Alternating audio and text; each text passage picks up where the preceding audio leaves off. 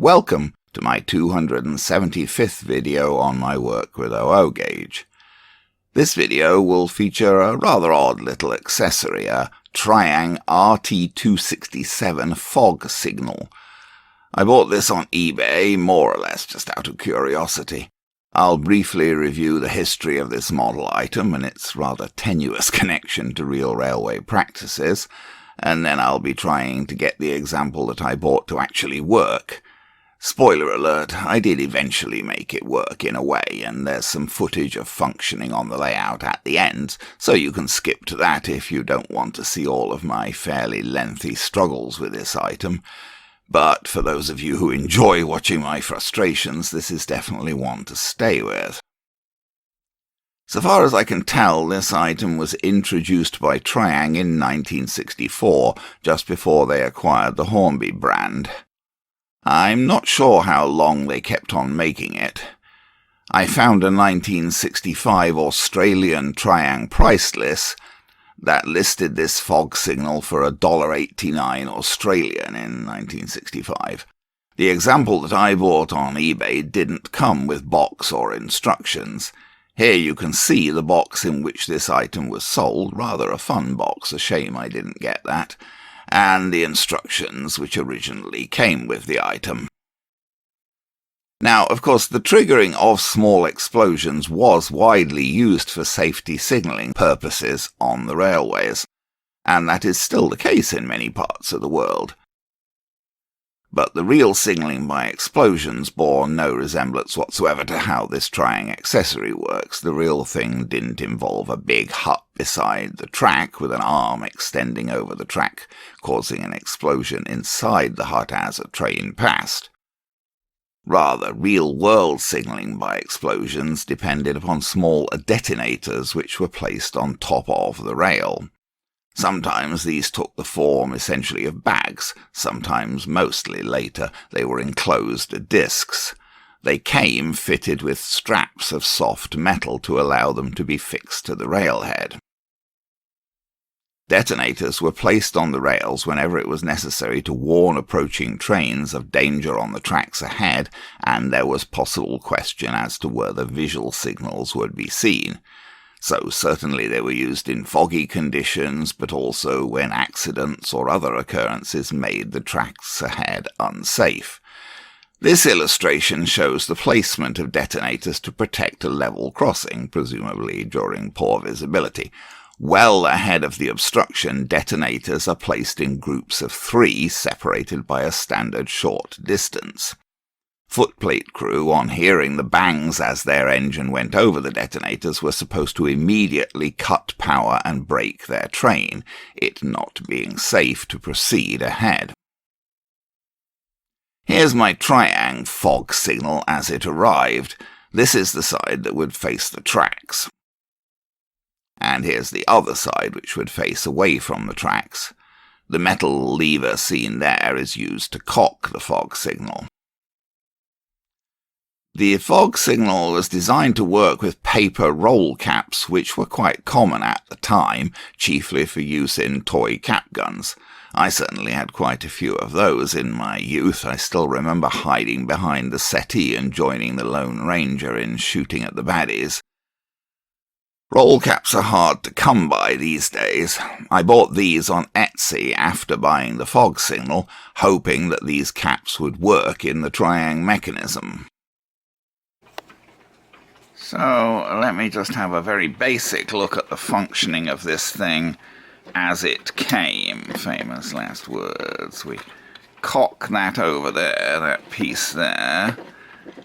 And then this piece, the idea generally is that that would go under the track. This piece goes towards the track, and as your train goes by, famous last words, as your train goes by, it pushes... I'm getting my hand in the way, aren't I? Pushes this thing over, and famous land. There you go, the hammer slaps down. It doesn't work very well. So I shall have to try and service it a bit. I did also order some caps, because I did not have any caps on hand. Here are the roll caps from Etsy, taken out of the box. Here's the bottom of the Tri-ang hut. As you may see, it is marked Tri-ang RT.267, built in Britain. The body of the hut was attached to the base by small tabs snapped into slots on either side. Levering those tabs inwards, I was able to remove the body. The mechanism inside was quite rusty and everything was generally quite dirty. I cleaned things up somewhat using a manky brush and electrical contact cleaner. I used a bronze brush in a rotary tool to somewhat more forcibly remove some of the rust from things. I cleaned the face of the striking hammer with a file. I drew round the hammer in its down position to establish clearly where a cap would need to be positioned to be struck by the hammer. I tried placing a cap on the circle and triggering the mechanism. Unfortunately, this would not make the cap go off, no matter how I tried. I did lubricate all of the moving parts to try to get them moving more freely. I took some of the paper caps down to the basement workshop. I found that I could get them to explode by putting them on an anvil and hitting them with a hammer, so they weren't totally dead, they just needed a lot of force. I tried putting a little piece of something sharp underneath the cap, and I was able to sometimes get a cap to go off in the Tri-ang mechanism like that. This was just based on putting something like a little piece of ballast onto the striking circle, and then balancing a paper cap on top of that. Well, the only way I can get these caps to go off is like by putting a little piece, and I'm not sure I'm going to be able to do it now. I've got a couple to go off, but it's very fiddly. I have to put a piece of ballast, or it doesn't have to be ballast obviously, but a piece of something relatively hard down in the middle of where the hammer's going to hit. And then I have to put the cap on top of that and trigger it. And it didn't work anyway, not much to my surprise, but I have got it to work. Nope, that's definitely not working, is it? It's sort of a question of how you get it. Very fiddly they are. Functionally, well, this is clearly not functional, basically.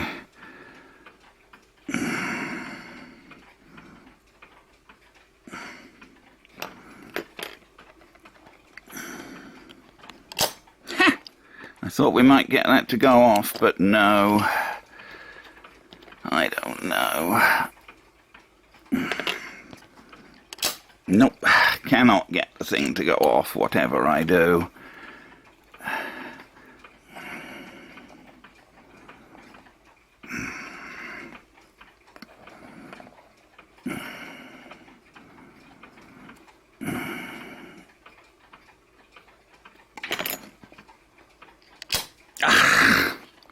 Really thought that would go, because I thought we got it that time with... Yeah, I don't know. Nope. No, it just won't go, will it? Nope. Do what I may, it will not go.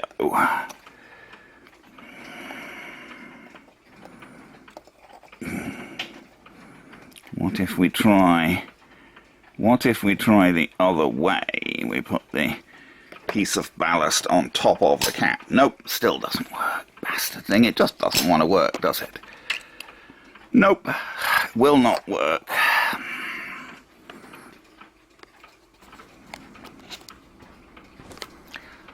I have got this to work a couple of times, but trying to get it to work on camera is another matter because it's very fiddly. You sure as heck know when it works, because they make quite a loud bang if they work. But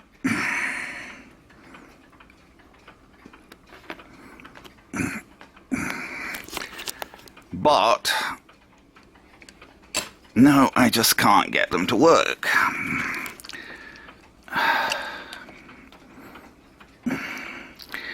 Try maybe a different bit of ballast. It seems very picky about the exact bit of ballast you use. I don't know what's going to be is it going to be better with a small piece of ballast or a large piece? I don't know. And of course it shouldn't really need a piece of ballast at all, but whatever. Oh, you bugger! Just won't work, will it?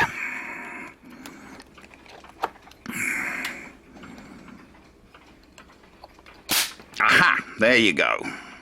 Fluky, but there you go. We finally got an explosion. But it's hard to get the explosion because these caps don't work very well. Okay, I've come to the conclusion that it works better from experimenting off camera, that it works better if I put the piece of ballast on top of the cap, although of course still it won't work on camera, but I was definitely getting a better success rate off camera doing it like that. It's just, well, I mean, what do you do really? I mean, honestly.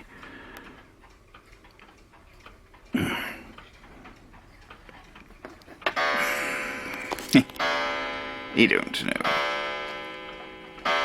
Oh, you bugger! So, I mean, basically the failure rate on this thing is about 90%, right? It mostly doesn't work. Occasionally, if you're lucky, you can get it to work. I don't think it's the problem is particularly with the whatnot, with the Tri-ang device. It's with these blithering caps that are essentially useless. If you've got a cap in just the right position,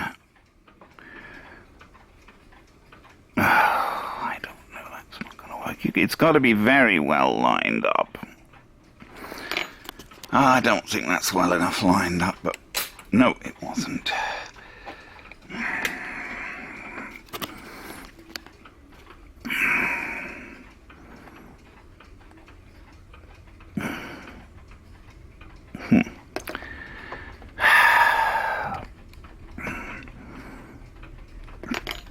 You don't know.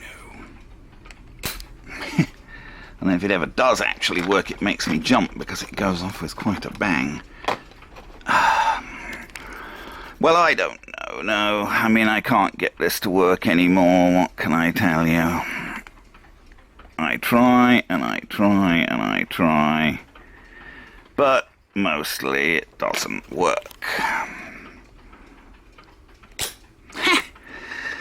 Frustrating business.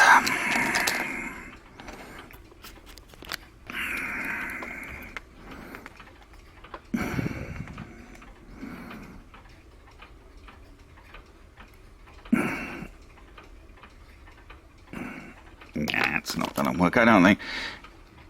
It's very difficult, indeed, to make this thing work.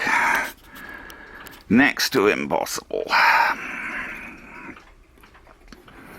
Once in a while, occasionally it might work, but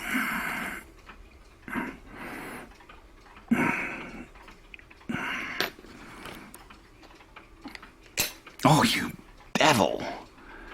Well, it certainly hit the thing there, but it just, no, it just won't work.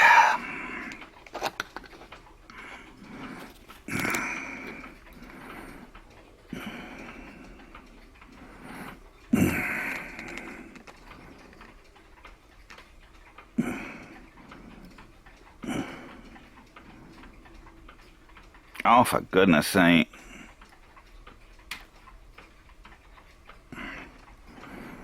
Oh, it's impossible to do this, really, it is. It's just ridiculous.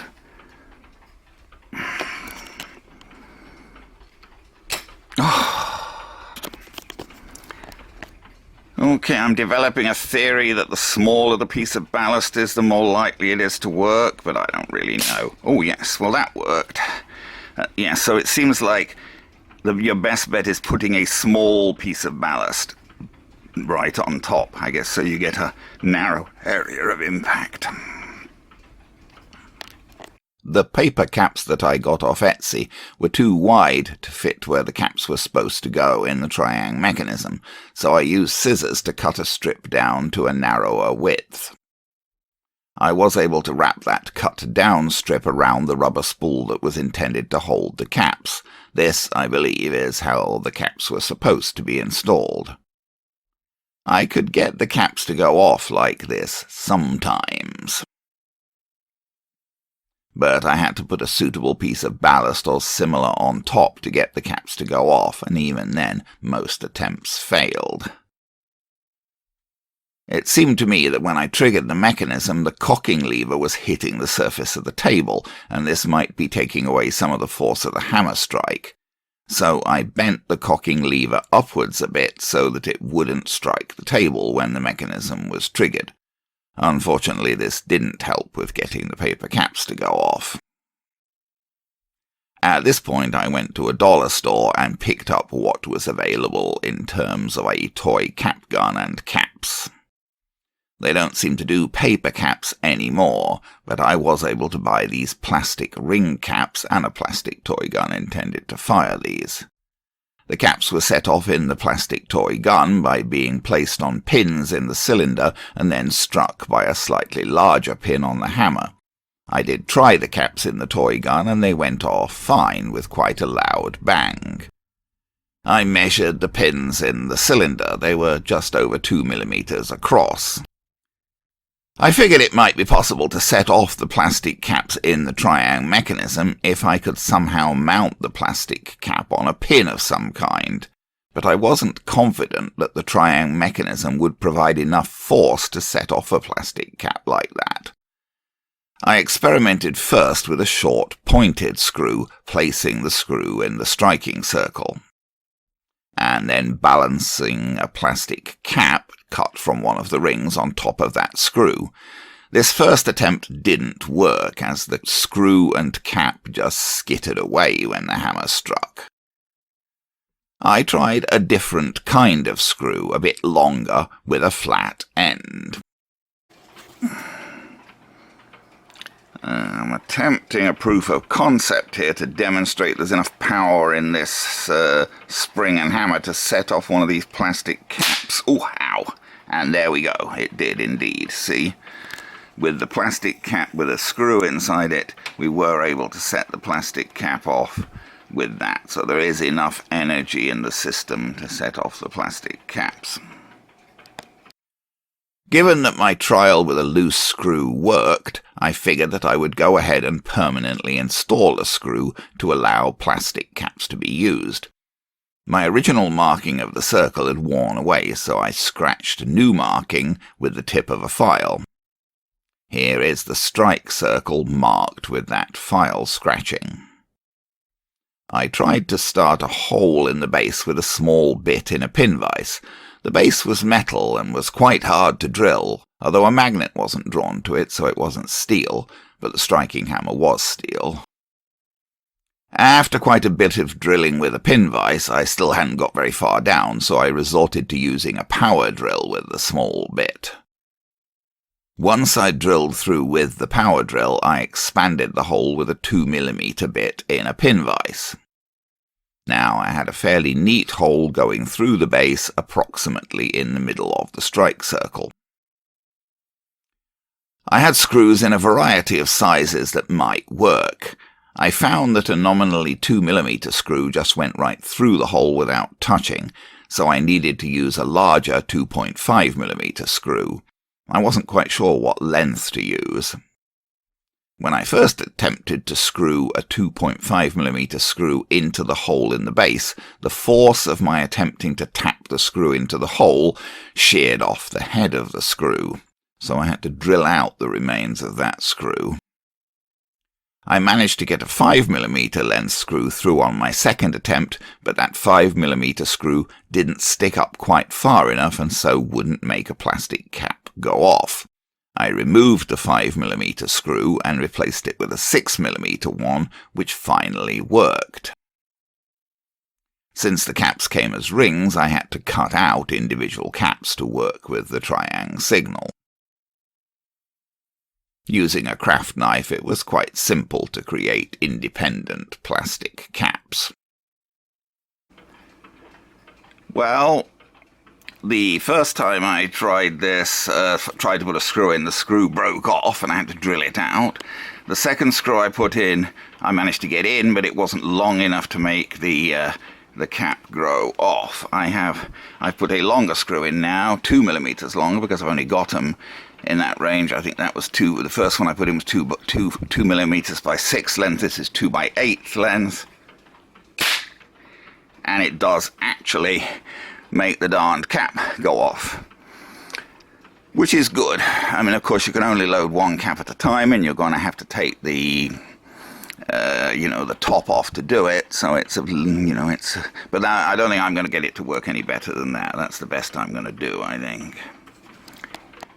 Okay, I just want to see if I can demonstrate this with the body on. Now, I haven't pushed the body all the way down, because if I push the body all the way down, it's going to snap in and I won't be able to get it off. I mean, I can leave it off again, but anyway, let's see if we can trigger the thing like this. Yeah.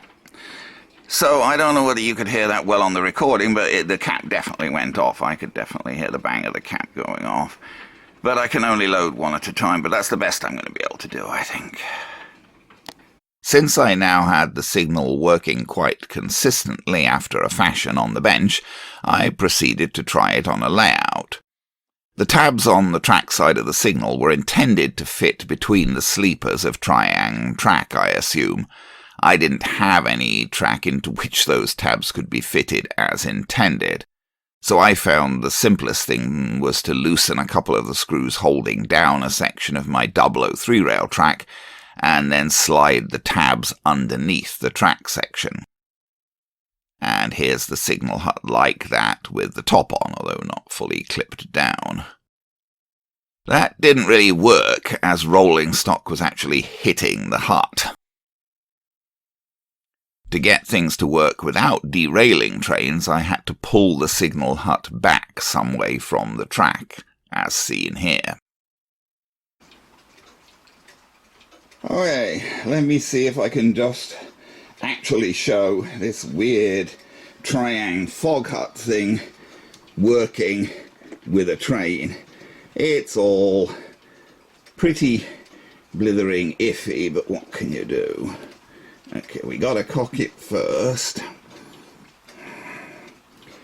and then I gotta contrive, which is hard to do because there's all sorts of there's all sorts of bits in the way. I've got to contrive to put one of those red caps on the pin that I installed there. Oh dear. And then we'll see if we can put the top back on, and we hope we didn't knock the cap off.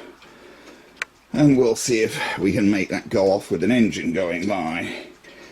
We'll see, won't we? Here we go. Whoops, the engine's going backwards because I'm just going light engine. I'm not actually trying to include rolling stock because there are just too many complications. There we go. Stop! Because there's danger ahead. That's what it's supposed to mean. Of course, it would really just be little... There we go. Anyway, I'll see if I can set up a camera for a sort of close-up view of that. But after a lot of mucking around, it's sort of semi-working up to a point. Not that I'm going to leave it there as a standard thing. I mean, it's just a bit of a novelty. Okay, let me see if I can contrive to demonstrate this with a bit more of a close-up view. Okay, so we gotta cock it.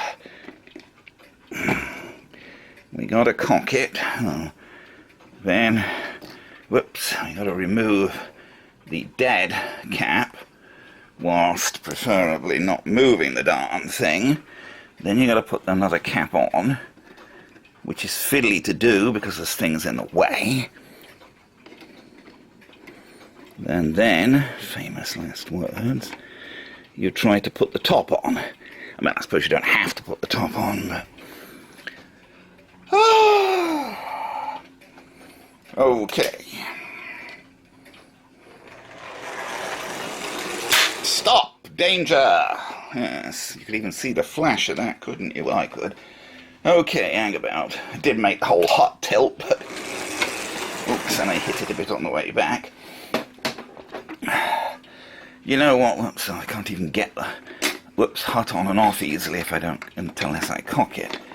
Because I need that out the way so that I can get the hut. It's another dead cap. Let me just maybe see if I can show it one time without the hut on. Just... There we go.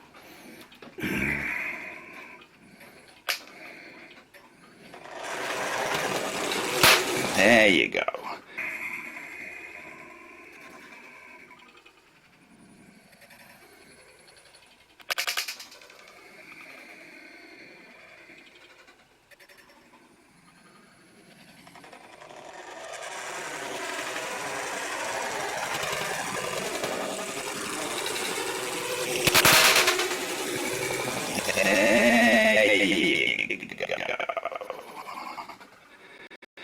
Well, I think that's about it for the demonstration of this guy.